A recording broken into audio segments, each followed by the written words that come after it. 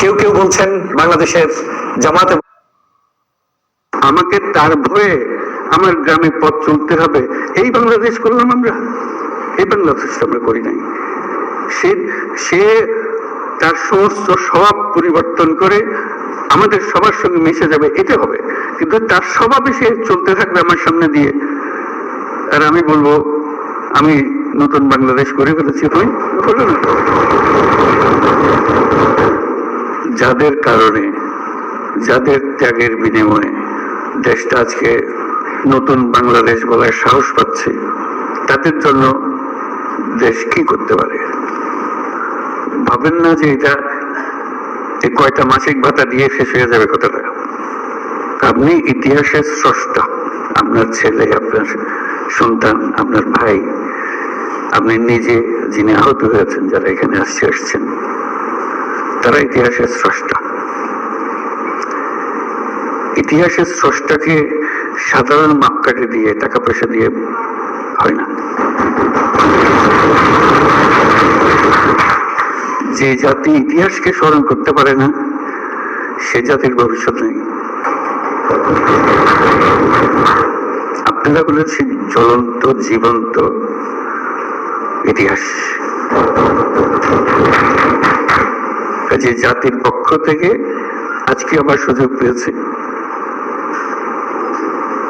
শুধু এই স্বীকৃতিটা সবার পক্ষ থেকে আপনাদের কৃতজ্ঞতা জানান।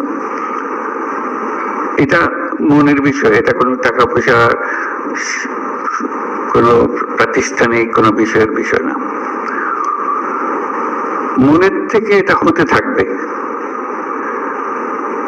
যদি আমরা যে বাংলাদেশ, নতুন বাংলাদেশ হিসেবে তৈরি করলাম, সেটা সেভাবে রাখতে পারি। আপনারা এনে দিয়েছেন, আমরা রাখতে পারবো কি, সেটা তো একটা প্রশ্ন। এটা কেউ হেলায় ফেলে দিলে হবে না। মনে করছে এনে দিয়েছেন, এটা হয়ে গেছে, হয়ে যায় নাই। আমরা দেখতে পাচ্ছি যে ভারতীয় ষড়যন্ত্র এখনো পর্যন্ত অব্যাহত রয়েছে।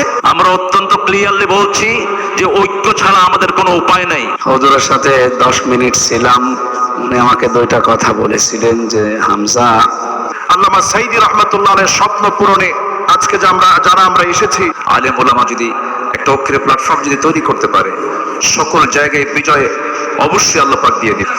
আল্লামা সাইদি ফাউন্ডেশন কর্তৃক আয়োজিত আজকের এই দোয়া এবং ইফতার মাহফিল, আল্লামা সাইদি রহমাতুল্লাহ আলাইহি রমজানে আলেমদেরকে নিয়ে একটা অনুষ্ঠান করতেন। পবিত্র রমজান মাসে ইফতারের পূর্বক্ষণে আপনাদের সামনে কথা বলার সুযোগ হয়েছে।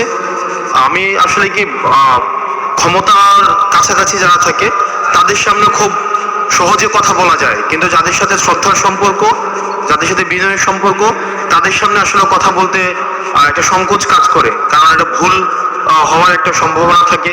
তা আমার ভুল মার্জনা করবেন।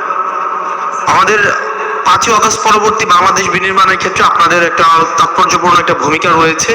যেমন এই পুরো 1.5 দশক আপনারা যেভাবে অন্যায়ের বিরুদ্ধে, অত্যাচারের বিরুদ্ধে, নির্যাতনের বিরুদ্ধে যেভাবে আপনাদের অবস্থান অব্যাহত রেখেছেন, সেটি থেকে আমরা শিক্ষা নিয়েছি কিভাবে অন্যায়ের সামনে মাথা তুলে দাঁড়াতে হয়, দুনিয়াবি কোনো কিছুর বিনিময়ে